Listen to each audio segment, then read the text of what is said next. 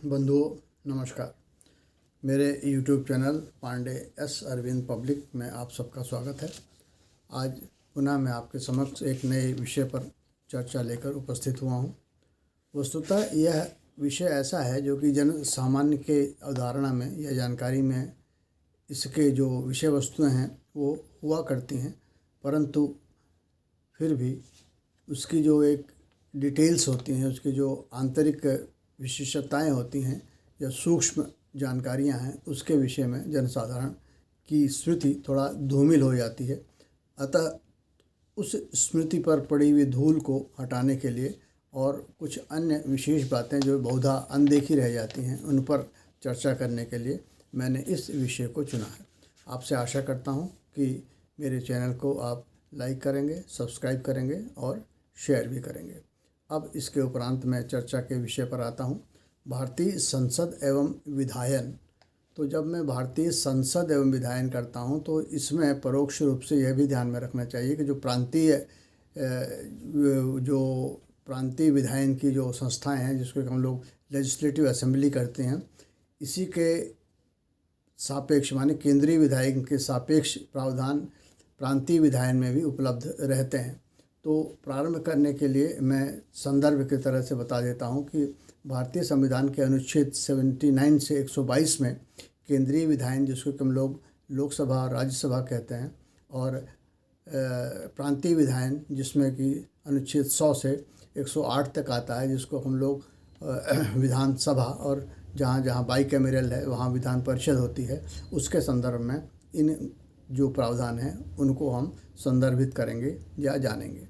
अब मूल चर्चा पर आने से पहले हम यह भी थोड़ा सा चर्चा कर लें या इस पर भी विचार कर लें कि भारतवर्ष में जो संविधान लागू हुआ और भारतवर्ष में जो संविधान लागू हुआ उस संविधान के मूल गुण क्या हैं, जिसको कि हम लोगों ने केशवानंद भारती के मामले में भी कहा था कि भारतवर्ष के कुछ विशेष गुण हैं, तो उनके संबंध में हम लोग बात कर लें।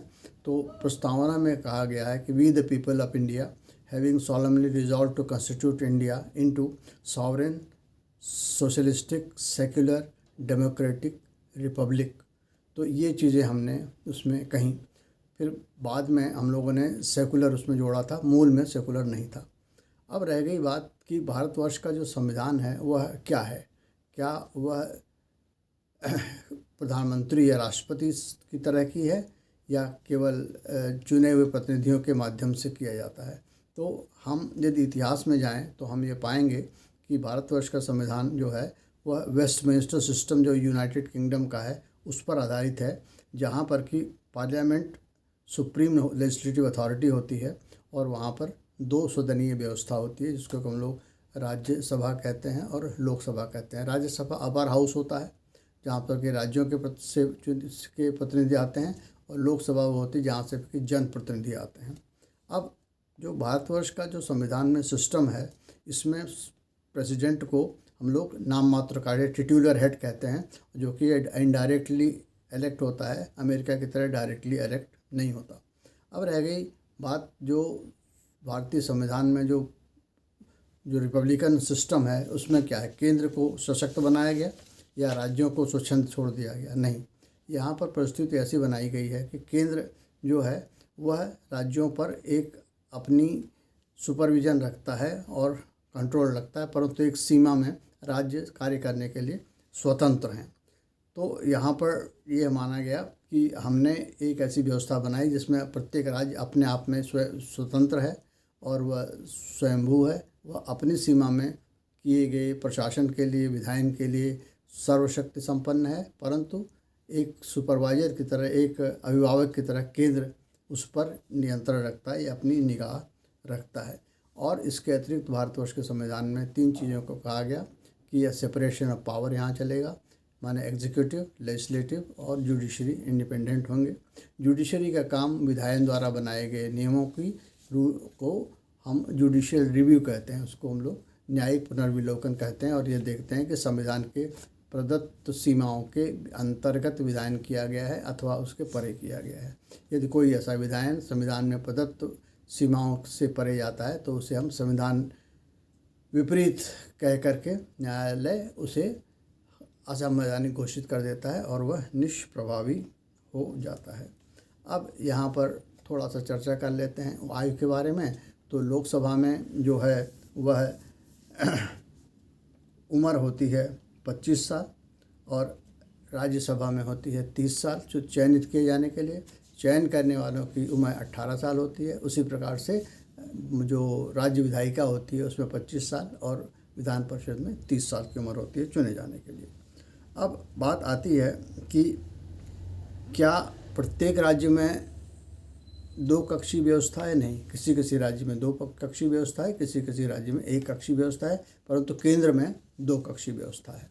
अब इसके अतिरिक्त एक चीज़ और भी ध्यान में आएगी कि जब हम विधायन की बात करते हैं और पार्लियामेंट में, यानी कि लोकसभा और विधानसभा मिलाकर के जो लोग संसद कहते हैं, संसद को विधायन की शक्तियों के बारे में जब चर्चा करेंगे तो हम यहाँ पाएंगे कि किस प्रकार से संसद और किस प्रकार से राज्य विधायिका अपने सीमा क्षेत्रों में विधायन करेगी। तो इसके लिए संविधान की 7वीं अनुसूची में 3 प्रकार की सूचियाँ दी गई हैं, जिनको हम लोग कहते हैं केंद्रीय सूची, राज्य सूची और समवर्ती सूची, यानी कि सेंट्रल लिस्ट, स्टेट लिस्ट और कंकरेंट लिस्ट।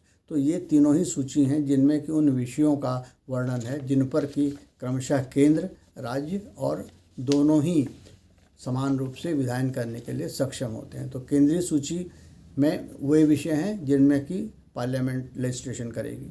राज्य सूची में वे विषय हैं जिसमें कि राज्य विधान सभा, विधान परिषद विधायन करेगी। और समवर्ती सूची में वे विषय हैं जिनमें कि दोनों ही राज्य और केंद्र विधायन कर सकते हैं, परंतु राइडर ये है, सीमा यह है कि यदि समवर्ती सूची में किसी विषय पर केंद्र ने कोई नियम बना दिया तो वह नियम राज्य पर बाध्यकारी होगा, फिर राज्य उस पर विधायन नहीं कर सकता। अब तो ये हो गई आपका विधायन के संदर्भ में। अब यहाँ पर से हम राज्य को छोड़ देते हैं, अब केवल लोकसभा में आ जाएंगे और संसद जो केंद्रीय विधायन पद्धति है उस पर हम चर्चा करेंगे।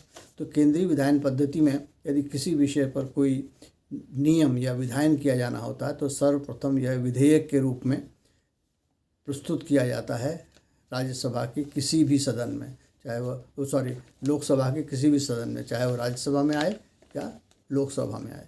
अब रह गई बात कि विधायन के लिए कौन बिल प्रस्तुत करेगा। तो सामान्यतः सरकार में जो मंत्री होता है किसी विभाग विशेष का, वह अपने विभाग से संबंधित किसी विषय पर कोई विधायन लाने के लिए विधेयक प्रस्तुत करता है और यह विधेयक प्रस्तुत किया जाता है जो चेयर होती है स्पीकर ऑफ द हाउस, उसकी परमिशन से प्रस्तुत किया जाता है।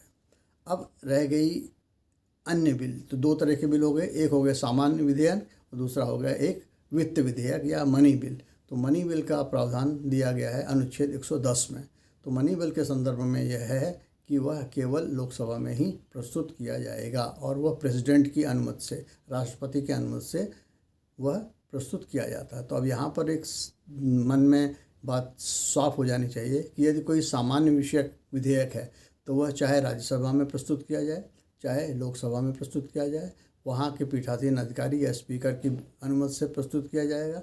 परंतु यदि वह वित्त विधेयक है तो अनुच्छेद 110 के प्रावधानों के अनुरूप उसे केवल लोकसभा में ही प्रस्तुत किया जाएगा और यह राष्ट्रपति की पूर्व अनुमति के उपरांत प्रस्तुत करना होगा। अब यहाँ पर एक बात आएगी कि कौन सा विधेयक वित्त विधेयक है और कौन सा विधेयक सामान्य विधेयक है। तो इसको निर्णित करने की जो शक्ति है वह लोकसभा के स्पीकर में निहित होती है और वह इस बात का निर्णय करता है कि प्रस्तुत किया गया विधेयक क्या सामान्य विधेयक है अथवा यह वित्त विधेयक है। अब रह गई बात कि वित्त विधेयक को पारित करने के लिए सीमाएं। सामान्य तरह क्या होता है, जो सामान्य विधेयक होते हैं वह लोकसभा में प्रस्तुत हुआ तो लोकसभा में पारित कराया जाएगा और वह फिर राज्यसभा में पारित कराया जाएगा, उसके बाद फिर राष्ट्रपति के लिए चला जाएगा, संसद के लिए। और इसी प्रकार से उसमें संशोधन भी किया जा सकता है दोनों हाउस में। जहाँ मैंने राज्यसभा में प्रस्तुत हुआ तो लोकसभा संशोधन कर सकती है, लोकसभा में प्रस्तुत हुआ तो राज्यसभा संशोधन कर सकती है। परंतु मनी बिल के मामले में क्या होता है, जो कि टैक्सेशन, किसी कर को बढ़ाना या किसी कर को समाप्त करना या किसी नई कर व्यवस्था को लागू करना, इन सब से जो संबंधित प्रावधान होते हैं उसे हम लोग मनी बिल के अंतर्गत लाते हैं। और यह लोकसभा से पारित हुआ मनी बिल जो है वह जब राज्यसभा में जाता है तो राज्यसभा के पास केवल इतना ही एक अधिकार होता है कि वह उस पर कुछ सुझाव दे सके और उसमें अपनी असहमति बता सके कि ये प्रावधान जो आपने प्रस्तुत किए हैं यह थोड़ा सा संशोधन मांगते हैं, और उन संशोधनों के साथ वह बिल पुनः लोकसभा में वापस कर दिया जाता है। परंतु यहाँ पर सीमा यह है कि उन सुझावों को लोकसभा माने अथवा नहीं माने, और ऐसी स्थिति में जब राज्यसभा में प्रस्तुत किया गया मनी बिल जो लोकसभा से पारित हो चुका है उसे राज्यसभा केवल 14 दिन तक रोक सकती है, और यदि 14 दिन के पश्चात उसने वापस नहीं किया तो यह अवधारणा मान ली जाती है कि राज्यसभा ने उसे पारित कर दिया है, और ऐसी स्थिति में वह दोनों सदनों से पारित हुआ मानकर राष्ट्रपति के लिए अनुशंसा के लिए भेज दिया जाता है। अब अगला एक प्रश्न आता है कि जब कभी सदन प्रारंभ होते हैं तो उसमें जॉइंट सिटिंग होती है जो कि दोनों हाउसेस की। अब ऐसी स्थिति में क्या होता है कि जब सत्र प्रारंभ होता है तो राष्ट्रपति का अभिभाषण होता है, उसके पश्चात फिर सत्र प्रारंभ हो जाता है। अब आती है किन परिस्थितियों में दोनों सदनों की ज्वाइंट मीटिंग होती है। तो अनुच्छेद 108 में कहा गया है कि मनी बिल के मामलों में कोई भी ज्वाइंट सिटिंग नहीं होगी, लेकिन दूसरे मामलों में वह ज्वाइंट सिटिंग का प्रावधान है, और यह बताया गया है कि जब किसी बिंदु पर कोई विवाद होता है, यानी कि एक मत नहीं हो पाते दोनों सदन, तो ऐसी स्थिति में फिर दोनों सदनों की संयुक्त बैठक की जाती है और वहाँ फिर साधारण बहुमत से उस विधेयक पर मतदान करा करके उस विधेयक को पारित करा दिया जाता है। तो ये 108 में होता है, परंतु यहाँ पर उल्लेखनीय है कि मनी बिल के मामलों में जैसा कि 110 में कहा गया है वहाँ पर यह ज्वाइंट सिटिंग नहीं होती है, क्योंकि राज्यसभा के पास किसी भी मनी बिल को स्वीकार करने के लिए कोई के अलावा और कोई विकल्प उपलब्ध नहीं होता है। अब बात आती है तो दो तरह के बिल हो गए, एक हो गया सामान्य बिल, एक हो गया मनी बिल। अब तीसरा एक बिल आता है जिसको हम लोग कहते हैं विधेयक आता है, जिसको हम लोग कहते हैं प्राइवेट मेंबर बिल। तो प्राइवेट मेंबर बिल वो बिल होते हैं जहाँ पर कि कोई भी संसद सदस्य, चाहे वो लोकसभा को चाहे राज्यसभा को, और वह सत्ता पक्ष का नहीं है, कोई मंत्री नहीं है, चाहे वो सत्ता पक्ष का हो तो वह मंत्री भी नहीं है, तो वह भी प्राइवेट मेंबर बिल ला सकता है। तो ऐसे प्राइवेट मेंबर बिल लाए जाने पर क्या होता है कि वह किसी विषय विशेष पर अपने मत के रूप में या अपनी इच्छा के अनुसार एक बिल लाता है, एक विधेयक लाता है, और ऐसे विधेयक सामान्यतः फंडामेंटल राइट और पार्ट 3 ऑफ द कॉन्स्टिट्यूशन या directive principles of state policy part 4 of the constitution में निहित विषयों के ऊपर होते हैं, और इसमें आर्टिकल 21 और आर्टिकल 39E या 42 जैसे विषय होते हैं, जिसमें कि कोई लोकसभा का एमपी या राज्यसभा का एमपी जो कि सत्ता में मिनिस्टर नहीं है वह ला सकता है। और इसके उदाहरण अभी भी देखने को मिले हैं। एक राइट टू डिस्कनेक्ट बिल 2025 लाया गया, जो एनसीपी की पार्लियामेंटेरियन हैं मिसेस सुप्रिया सुले, उन्होंने एक बिल प्रेजेंट किया। और इसी तरह कांग्रेस एमपी मनीष तिवारी जी ने भी एक बार एक प्राइवेट मेंबर बिल किया था, जिसमें से कि उन्होंने कहा था कि allow parliamentarians to take an independent line. उन्होंने कहा था जो व्हिप जारी किया जाता है सदन में मतदान के लिए, उस पर बाध्यकारिता ना हो। तो प्रेसिडेंट के इलेक्शन में तो व्हिप जारी नहीं होता, लेकिन उनका अन्य विषयों पर भी व्हिप की बाध्यकारिता ना हो और प्रत्येक संसद सदस्य को अपनी स्वेच्छा से मतदान करने की इच्छा प्रकट करते हुए स्वतंत्रता प्रदान की जाए, क्योंकि व्हिप के अगेंस्ट जाने पर अनुशासनात्मक कार्रवाई होने का प्रावधान होता है। तो ऐसा न किया जाए, इसको समाप्त किया जाए। तो इस प्रकार का एक बिल मनीष तिवारी जी भी लाए थे। तो इस प्रकार के प्राइवेट बिल आते रहते हैं। अब बात आती है, विधेयक प्रस्तुत हो गया, मनी बिल का तो प्रावधान 110 में अलग है, साधारण सामान्य विधेयक जो है उनकी बात करते हैं। अब लोकसभा राज्यसभा में वोटिंग के प्रोसेस क्या होते हैं। तो प्रोसेस ऑफ वोटिंग, तो पहली बात, सबसे पहले कोई विधेयक जब लाया जाता है सदन में तो उस पर चर्चा के उपरांत मतदान कराया जाता है और मतदान सर्वप्रथम ध्वनि मत से किया जाता है। जब पूछा जाता है क्या इस विधेयक के पक्ष में कौन है, तो वो कहते हैं यस, और फिर कहते हैं नो। तो यस का यदि तीव्रता ध्वनि ज़्यादा होती है तो मान लिया जाता है कि वह स्वीकार हो गया। नो की तीव्रता ज़्यादा होती है तो यह मान लिया जाता है कि यह विधेयक अस्वीकार कर दिया गया। जब ध्वनिमत पर मत विभाजन में इस तरह की कोई निर्णय या निष्कर्ष पर स्पीकर नहीं पहुंच पाता तो ऐसी स्थिति में फिर मत विभाजन किया जाता है। तो मत विभाजन दो तरह से होता है, जो एक तो इलेक्ट्रॉनिक वोटिंग मशीन वहाँ पर लगी होती है और दूसरा फिर पर्चियाँ दी जाती हैं, उसमें भी पर्चियों में भी लोग अपने मत को डालते हैं। तो ये पर्चियाँ एकत्र की जाती हैं और मत इलेक्ट्रॉनिक मशीन से किया जाता है, फिर दोनों का मिलान किया जाता है और मिलान करने के पश्चात ये निष्कर्ष निकाला जाता है कि मत जो पक्ष में पड़े हैं वो कितने हैं और विपक्ष में पड़े हैं वो कितने हैं। और जब बहुमत से जिस प्रकार की वह विषय होता है, साधारण बहुमत, विशेष बहुमत अथवा अति विशिष्ट बहुमत, जिस प्रकार की व्यवस्था होती है उस प्रकार से देख लिया जाता है कि मतदान में विधेयक को पारित किया गया अथवा नहीं पारित किया गया। अब रह गई बात, तीसरी होती है सीक्रेट बैलेट।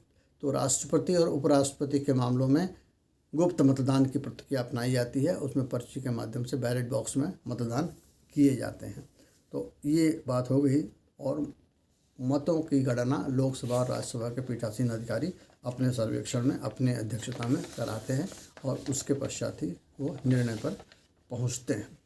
अब रह गई बात अगली कि संसद किसी भी विषय पर निष्कर्ष या निर्णय लेने के लिए किन किन बातों को देखेगा। तो सबसे पहले बात देखी जाती है गणपूर्ति। गणपूर्ति मीन्स कोरम। तो लोकसभा और राज्यसभा के दोनों ही सदस्यों की 1/10 संख्या को उस सदन का कोरम कहते हैं। यानी कि आज की तारीख में लोकसभा का यदि फुल स्ट्रेंथ देखें 543 है तो 543/110 यानी कि 54 सदस्य न्यूनतम होंगे, तभी उनके द्वारा किए गए मत को हम मान्य मानेंगे, अन्यथा 54 से कम होंगे तो वह लिया गया निष्कर्ष निर्णय मान्य नहीं होगा। इसी प्रकार राज्यसभा में आज की स्ट्रेंथ 245 से फुल स्ट्रेंथ है, तो इसका 1/10 यानी कि 25 के आसपास, 24 प्लस 25 जो है 25 सदस्य रहेंगे तभी गणपूर्ति होगी और तभी किया गया मतदान वैध माना जाएगा। तो ये तो हो गई गणपूर्ति। गणपूर्ति को क्या कहते हैं? Quorum. Quorum 1/10 of the membership, total membership होती है। ये इसकी बात हम लोग कर लें। अब रह गई बात any decision taken in a meeting where there is no quorum of members of the house, the meeting and the decision taken thereon will be ineffective। ये साफ साफ कहा गया है। अब बातें आती है कितने प्रकार के मतदान दोनों सदनों में होते हैं। तो एक तो होता है सबसे पहला, जिसको हम लोग साधारण मतदान, जो कि बहुमत, साधारण बहुमत से निर्धारित किया जाता है। तो इससे कहते हैं जितने भी सदन के सदस्य उस दिन की प्रक्रिया में मतदान के समय उपस्थित होते हैं, तो मतदान में उपस्थित और मतदान करने वाले संसद सदस्यों की संख्या का 50% से अधिक होगा तो वही सामान्य बहुमत माना जाता है। मान लीजिए किसी दिन कोई मतदान हो रहा है किसी विधेयक पर, तो सबसे पहले देखा जाएगा गणपूर्ति है कि नहीं। गणपूर्ति हो गई 1/10। उसके बाद अब जितने भी सदस्य मौजूद हैं, मान लिए 543 में से 500 मौजूद हैं, तो 500 का आधा हो गया 250, यानी कि 1 प्लस 251 जिस विषय पर जिस तरफ मत कर देंगे, हाँ में तो पारित, ना में तो विफल, तो ये चीज़ हो जाती है। इसी प्रकार से राज्यसभा में भी है। तो कहने का अर्थ है कि कौन कौन से विधेयक जो हैं वो सामान्य बहुमत से पारित होते हैं। एक तो सामान्य विधेयक, दूसरा वित्त विधेयक, तीसरा अविश्वास प्रस्ताव और आपातकालीन संबंधी विधेयक जो होते हैं, और जो रूटीन बिजनेस से रिलेटेड मतदान होते हैं, ये सब सामान्य बहुमत या सिंपल मेजॉरिटी से होते हैं। माने 50% of the member present and voting, more than 1 होता है, 50+1 होता है। अब हो गया एब्सोल्यूट मेजॉरिटी, पूर्ण अथवा विशिष्ट बहुमत। इसमें क्या होता है? इसमें होता है कि more than 50% of the total membership of the house. Lok Sabha total membership 45/2 272 और 245 2 123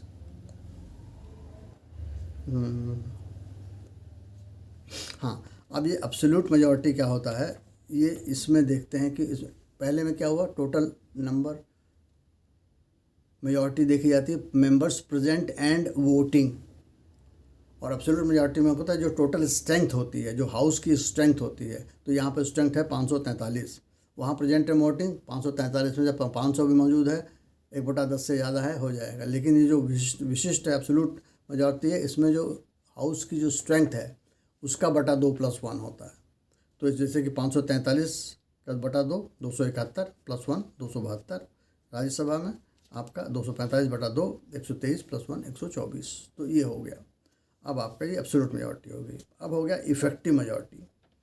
अब इफेक्टिव मेजॉरिटी का मतलब होता है 50% ऑफ द इफेक्टिव स्ट्रेंथ, यानी कि जो टोटल स्ट्रेंथ है हाउस की, टोटल स्ट्रेंथ क्या हो गई लोकसभा की 543। कितने पद रिक्त हैं वो निकाल दिए जाएंगे। मान लीजिए 543 टोटल पद हैं, उसमें से 10 पद रिक्त हैं, तो इफेक्टिव स्ट्रेंथ क्या हो गई 533। अब 533 का 50% + 1 जो होगा, ये होगी इफेक्टिव मेजॉरिटी। तो कहने का मतलब है इफेक्टिव मेजॉरिटी तो actual strength of the house prevailing होती है, उसका बटा 2 + 1 होता है। तो पहले तरीका क्या हो गया, members present and voting, quorum से ज़्यादा। दूसरा हो गया टोटल नंबर ऑफ स्ट्रेंथ का बटा 2 + 1। तीसरा इफेक्टिव मेजॉरिटी का मतलब हो गया जो एक्चुअल स्ट्रेंथ है उसका बटा 2 + 1। तो ये हो गया इफेक्टिव मेजॉरिटी। अब हो गया स्पेशल मेजॉरिटी। स्पेशल मेजॉरिटी कब होती है, तो जिन जिन मामलों में सिंपल मेजॉरिटी, एब्सोल्यूट मेजॉरिटी और इफेक्टिव मेजॉरिटी से मतदान या पर द्वारा निर्णय किए जाने की व्यवस्था नहीं होती है, वहाँ पर इस स्पेशल मेजॉरिटी से जो कि निर्णय लिया जाता है। अब बात आती है कि स्पेशल मेजॉरिटी क्या होती है। ये आर्टिकल 249 249 में इसको हम लोगों ने वर्णित किया है कि स्पेशल मेजॉरिटी क्या होती है। तो स्पेशल मेजॉरिटी का मतलब है 2/3 of the majority of the members present and voting, यानी कि जिस दिन मतदान हो रहा है उस दिन जितने भी उपस्थित सदस्य हैं उनकी सदस्य संख्याओं का 2/3 जो भी संख्या होगी। मान लिया उस दिन 450 लोग उपस्थित हैं, अब 450 का 2/3 हो गया 300, 150 200 300। तो जब 300 से +1 से पारित होगा तब जा कर के ये माना जाएगा कि हाँ ये आपने कर दिया। तो 300 आपने कर दिया तो 2/3 मेजॉरिटी हो गई। अब इसको 2/3 majority of the members present and voting, जितने भी उपस्थित सदस्य होंगे उसका 2/3 जनसंख्या से यदि समर्थन होता है तो पारित, और नहीं होता है, कम हो जाता है तो पारित नहीं, ये माना जाता है। अब बात आती है कि कोरम तो होना ही है ना, 1/10 वहाँ होगा ही। उसके बाद फिर जो प्रेजेंट सदस्य रहेंगे उसका 2/3 से मतदान हो गया तो वो पारित है, नहीं हुआ तो पारित नहीं है। तो अब कौन कौन से विषय स्पेशल मेजॉरिटी से पारित होंगे, वो 7वीं अनुसूची की राज्य सूची में वर्णित किसी विषय पर यदि पालिका, जो हम लोग संसद कहते हैं, संसद सदस्य या संसद राज्यसभा या लोकसभा में लाया गया है विधेयक, तो उसे पारित कराने के लिए मैंने पहले बताया था 3 लिस्ट हैं, स्टेट लिस्ट, सेंट्रल लिस्ट और कंकरेंट लिस्ट। तो सेंटर को तो सेंट्रल लिस्ट में, यूनियन लिस्ट में दिए गए सब्जेक्ट पर विधायन करना है, लेकिन वो स्टेट लिस्ट पर विधायन करना चाह रहा है। तो स्टेट लिस्ट में वर्णित विषय पर विधायन करने के लिए स्पेशल मेजॉरिटी चाहिए, 2/3 मेंबर्स प्रेजेंट एंड वोटिंग, ये चाहिए होती है। 2/3 of the majority of the members present and voting, माने जो भी उपस्थित सदस्य हैं उनकी संख्या का 2/3 उपस्थित होना चाहिए। तो सबसे पहला हो गया 7वीं अनुसूची में राज्य सूची में वर्णित किसी विषय पर यदि विधायन करना है तो यह स्पेशल मेजॉरिटी आर्टिकल 249 में जो प्रदत्त की गई है उससे उसे पारित कराना होगा। दूसरा, आर्टिकल 368 के अंतर्गत संविधान के संशोधन पर कोई विधेयक है तो वहाँ पर भी special majority members 2/3 majority of the members present and voting वह कराना पड़ेगा। और तीसरा, यदि किसी हाई कोर्ट के जज, सुप्रीम कोर्ट के जज या प्रेसिडेंट के अगेंस्ट इम्पीचमेंट लाना है, महाभियोग लाना है, तो उसको भी हमको 2/3 मेंबर्स प्रेजेंट एंड वोटिंग की बात हमको करनी पड़ेगी। अब इतना सब हो जाने के पास विधेयक पारित हो गया, तो विधेयक पारित होने के पश्चात फिर यदि वो राज्य विधायन से पारित हुआ है तो वह गवर्नर की कंसेंट के लिए जाएगा, और यदि वह केंद्रीय विधायन से पारित हुआ है तो वह राष्ट्रपति के कंसेंट के लिए जाएगा। अब कंसेंट के मामलों में क्या प्रावधान किया जाता है इसके बारे में भी बात कर लें। प्रेसिडेंट सामान्य बिलों को, सामान्य विधेयकों को या तो वह रिजेक्ट कर सकता है या अमेंड कर सकता है या रोक के रख सकता है, पहली प्रक्रिया। दूसरा, वह अपने आकलन में जो संशोधन चाहता है उन संशोधनों के साथ उस विधेयक को वापस संसद को भेज सकता है और यह कह सकता है कि आप इसमें बताए गए संशोधनों को समाहित करिए।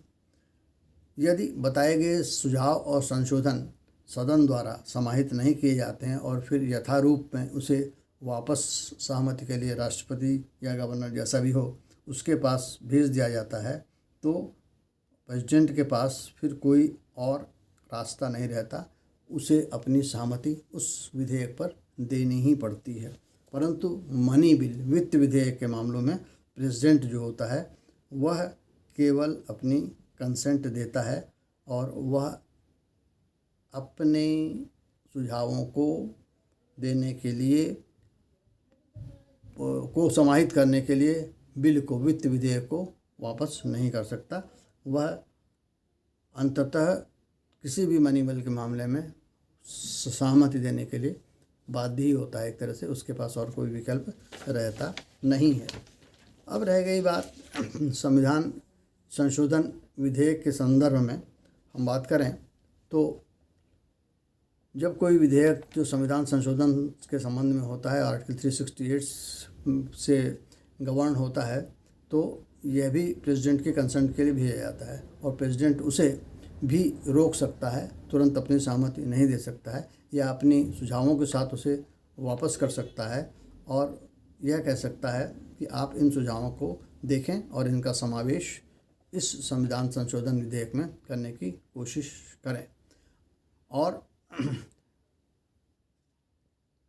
ऐसी स्थिति में जब बिल जो हैं संशोधन के उपरांत या संशोधन न किए जाने के उपरांत पुनः वापस कर दिए जाते हैं, तो ऐसी स्थिति में जब कंसेंट मिल जाता है किसी बिल को, तो वह जिस दिन विधेयक पर दस्तखत होता है, कभी कभी उसी तारीख से या कभी कभी इस शर्त के साथ कि जिस दिन वह गजट एक्स्ट्राऑर्डिनरी में पब्लिश होगा उस दिन से वो लॉ ऑफ द लैंड बनते हैं और उनकी प्रभावी होने की तिथि उसी दिन से होती है।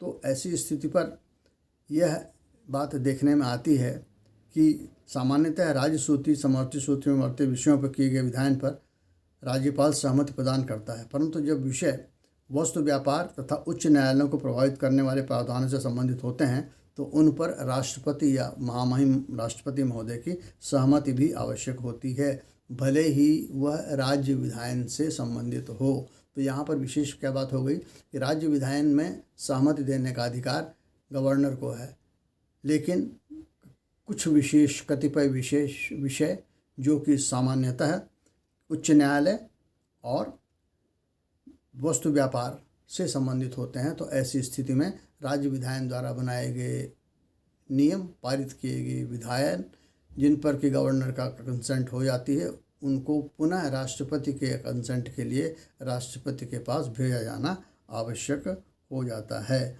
और ये आर्टिकल 249 में इस बात का प्रावधान किया गया है। तो ऐसी स्थिति में यहाँ तक मैंने आपको बता दिया कि किस प्रकार से हम विधायन करते हैं लोकसभा में और राज्यसभा में, जिसको हम लोग केंद्रीय विधायन की एक विधा कहते हैं। अब बात आती है जिसकी हम लोग चर्चा करेंगे और जो ज़रूरत हैं, जो विषय हैं वो भी हैं और उनको हम इस चर्चा में समाहित करने का प्रयास करेंगे। भारतीय संसद एवं विधायन शीर्षक पर चर्चा के उपरांत कुछ और बिंदुओं पर प्रकाश डालना शेष रह जाता है और जिसके अंतर्गत हम यह सोचेंगे या यह विचार करेंगे क्या हम इस चर्चा के तारतम्य में उनको ले सकते हैं। तो इस चर्चा की अवधि सीमा को ध्यान में रखते हुए यह लग रहा है कि लगभग यह चर्चा लंबी न हो जाए, इसके लिए मैं इस चर्चा को यहीं पर विराम देता हूं और विराम देने के पश्चात यह निवेदन करता हूं कि अगली चर्चा में मैं जिन विषयों पर बात करूंगा वे विषय होंगे कि किस प्रकार से हम संसदीय व्यवस्था में जिन विषयों पर चर्चा करते हैं उनमें कुछ विषय हैं जो कि जन सामान्य की जानकारी के लिए बहुत ज़रूरी हैं। एक तो यह है कि विधायन के लिए वो विषय सूचियाँ जो कि 7वीं अनुसूची में दी गई हैं उनके बारे में संक्षेप में वर्णन। दूसरा, राज्य सरकार द्वारा विधेयों का अनुसमर्थन किन परिस्थितियों में 1/2 सरकारों द्वारा जरूरी हो जाता है। तो यहाँ पर हम इस विषय को समाहित कर लेते हैं और इसके पश्चात शेष बातों को हम अगले पॉडकास्ट में लेंगे। तो ये ध्यान देने वाली बात है कि 7वें शेड्यूल में जो सूचियां हैं जिसको हम लोगों ने पहले वर्णित किया था कि जो कि केंद्र सूची हैं, संघ सूची इसको हम लोग कहते हैं, या राज्य सूची हैं, या अनुवर्ती या समवर्ती सूची हैं, उनको हम देखते हैं जब हम विधायन करते हैं। तो ये चीज़ ध्यान देने योग्य बात है कि संसद तथा राज्य विधायिका द्वारा निर्मित विधि में जब टकराव की स्थिति होती है ऐसी स्थिति में केंद्रीय विधायन की सर्वोपरिता स्वीकार की जाती है। ये हम लोग पहले ही कर चुके हैं। तो कहने का अर्थ हो गया शिक्षा और वन ये ऐसे विषय हैं जो कि समवर्ती सूची में हैं और इसमें राज्य और केंद्र दोनों ही विधायन कर सकते हैं। ये बात हमने यहाँ पर स्पष्ट कर दी। अब यह भी एक चीज़ देखने वाली होगी कि किन परिस्थितियों में हम विधायन कर लेते हैं, परंतु कभी कभी परिस्थितियाँ ऐसी होती हैं कि विधायन तो हमने केंद्र से कर लिया परंतु राज्यों को उसमें अपना अनुसमर्थन देने की बाध्यता रहती है। तो ये देखा जाता है कि ऐसे संविधान संशोधन जो कि संघीय प्रकृति में परिवर्तन के उद्देश्य से किए जाते हैं। दूसरा, राष्ट्रपति के चुनाव की पद्धति में परिवर्तन से संबंधित होते हैं। तीसरा, राज्यों का प्रतिनिधित्व पार्लियामेंट में जो होता है उसमें कोई परिवर्तित किया जाता है, या 7वीं सूची में कोई परिवर्तन किया जाना हो, या संविधान के संशोधन संबंधी प्रावधान जिसका कई वर्णन अनुच्छेद 368 में दिया गया है उसमें कोई परिवर्तन किया जाना है। तो ऐसी स्थिति में किए गए बनाए गए विधान या विधायन जो केंद्र द्वारा बनाए जाते हैं उस पर आधे से ज़्यादा आधे से के आसपास न्यूनतम आधे से के आसपास या आधे राज्यों का अनुसमर्थन प्राप्त करना आवश्यक होता है। तो यहाँ पर क्या हो गया, जो विषय मैंने बताए इन विषय में विशिष्ट बहुमत माने majority of the 2/3 majority of the members present and voting एक हो गया, plus ratification bye at least half of the states, ये दोनों होता है। तो जब यह 2 चीज़ें हो जाती हैं तब किए गए विधायन पूर्ण रूप से स्वीकार्य माने जाते हैं और प्रभावी हो जाते हैं। अब इस चर्चा के इस भाग तक यहीं पर हम इसे विराम दे रहे हैं और अन्य संबंधित विषयों के बारे में हम अगली चर्चा में वर्णन करेंगे। कृपया पुनः चैनल को आप सब्सक्राइब कर दीजिएगा, लाइक कर दीजिएगा और शेयर कर दीजिएगा। धन्यवाद।